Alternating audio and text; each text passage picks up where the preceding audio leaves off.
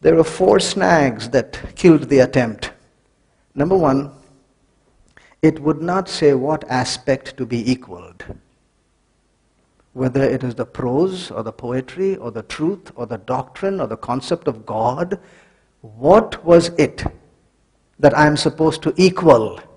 It wouldn't say. Number 2, what would be the method of comparison?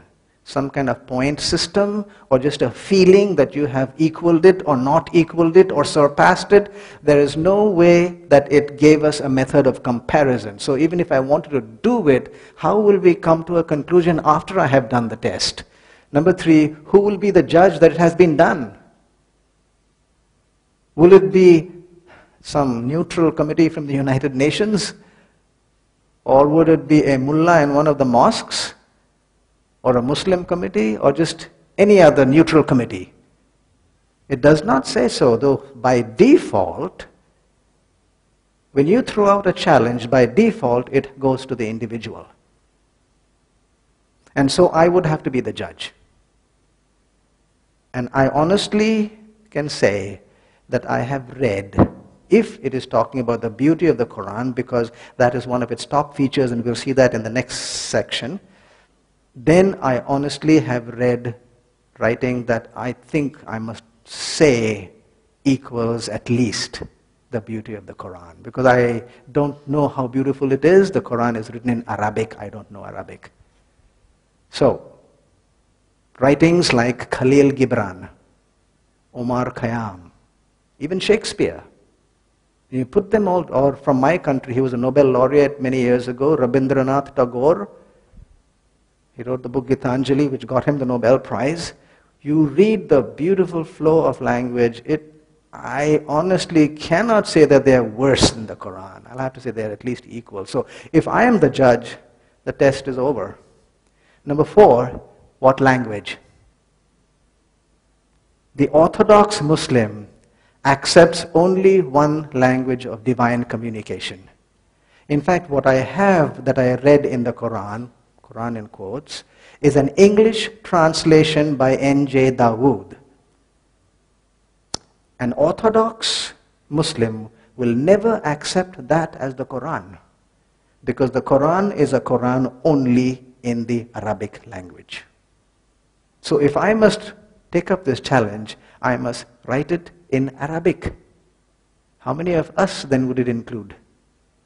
I know hundreds and thousands of Muslims who do not know one single sentence of literary Arabic.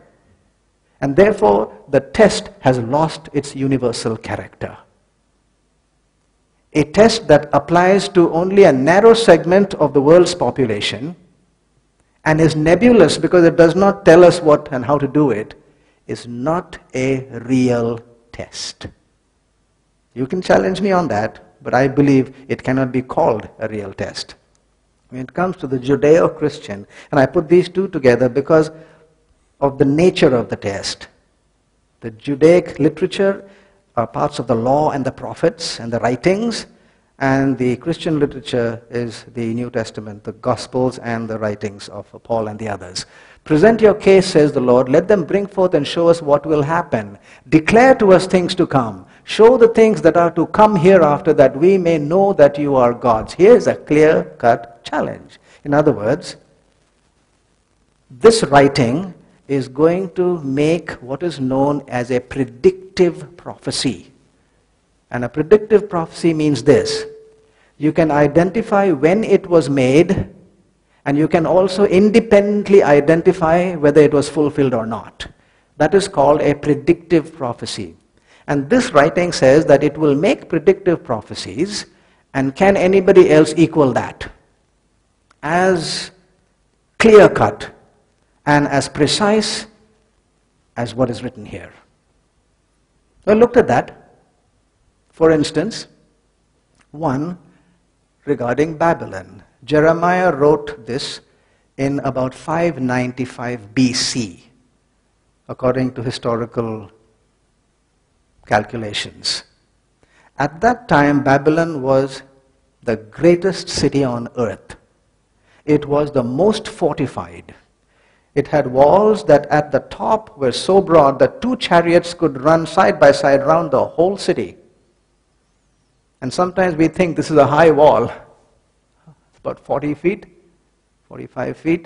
Do you know how high the walls of Babylon went up to? 200 feet.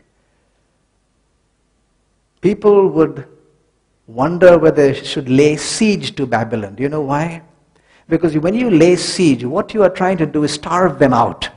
Don't let them come in and out. And when their supplies of food is gone inside the city, they just have to come out. And here you are with your armament and your army, and you wipe them off. And that's the meaning of a siege. The people in Babylon would laugh at anybody wanting to do a siege, because the longest sieges of a very rich king would be about 3 years. He would pay his soldiers just to stand around the city. And no king wants to do that. They want to fight and they want to win. So the longest sieges are about 3 years. Babylon would laugh at anybody wanting to lay siege of the city, because inside Babylon, in their storehouses, they had food enough for the entire population for 20 years. You just could not do anything about Babylon, and yet this is what this prophet said. Babylon shall become a heap without an inhabitant, and I will make her springs dry. Do you know how Babylon fell? Babylon was supplied by the river Euphrates, which went under it on one side and came out the other side of the city. That was its water supply. When Cyrus the Mede came, he wanted to be world emperor. And this is one citadel that was standing in his way. If he got it, he would be world emperor. During his forays with his army, crossing the Euphrates not far from Babylon, his horse died in the river. He was very upset. His favorite horse died in the river. So he blamed the river for the death of his horse. And he was so upset that he called his army generals and he said, I want this river dry. Just no more flowing of the river Euphrates. And so his generals and the soldiers manually dug 80 to 300 parallel aqueducts, and then opened the floodgates and pulled the river into those aqueducts. And once the river went into the aqueducts, there was a dry land that went under the wall and across to the other side. And Cyrus said, that's the way I'll enter the city. Babylon fell in one night. I will make her springs dry. That's how it fell. And today, this is Smithsonian. So we saw, like I said, predictive prophecy. We can independently make out when it was said. It was a religious writing that said it. But the fulfillment is not a religious writing. It is something that is a secular writing in today's language now. The Smithsonian, June 2003, page 50 says, few words evoke as many images of ancient decadence, glory, and prophetic doom as does Babylon. Yet the actual place 50 miles south of Baghdad is flat, hot, what's the next word? Deserted. You go back to the statement of Jeremiah, it shall become a heap without an inhabitant. 2,500 years have passed, and it is still without an inhabitant. So it's fair for us to say that you and I can vouch that a prophecy was made, and we can go to Baghdad today and see that it has remained fulfilled. 2,500 years. It might take about 50 years for any town to get knocked off. But when something stays that long as a prophecy, I think we should at least give it some credence. How about the next one? Place of birth. Way back about 500 years before the actual birth, there was a writing that this person would be born in a town called Bethlehem. Now there are 2 Bethlehems in the Palestinian area. The family never lived in Bethlehem. The family lived in Nazareth. In a 500-year span time, this family went to Bethlehem because a foreign king said, go back to your ancestral home for just a few weeks so that your census can be taken, and then you can go back home to your present home. And so this family went to that place called Bethlehem for just 2 weeks or 3 weeks. And of all the things, she was pregnant up to the 9th month. At that 2-3 weeks, got her baby there, went back to Nazareth, and never went back to Bethlehem. Once again, a prophecy, we know what that was made, and we know that it was fulfilled. Number 3, vinegar. Now what do you give somebody who is thirsty? Water, juice, milk, something like that. Who gives vinegar to drink? But 1,000 years before the event, it was written that somebody would say, I am thirsty, and instead of giving him milk, drink, fruit juice, or water, they would give him vinegar. And that's exactly what happened. He said, I thirst, and they filled a sponge with sour wine, which is vinegar, and put it to his mouth. If I am a prophet today, and I came to you, and everybody in your home has straight blonde hair, and I stand before you and I say, you are going to get a son with black curly hair. And at the age of 4, he will be able to read all of Shakespeare's works.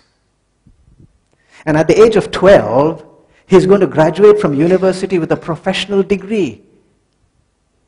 And at the age of 20, he will go to the Olympics and win a gold medal in the butterfly stroke. And at the age of 30, he will win the Nobel Prize in astrophysics. 5 predictions I make. If all 5 come true in your family, I'll guarantee you will chase me to the ends of the earth to find out what my next prediction is going to be.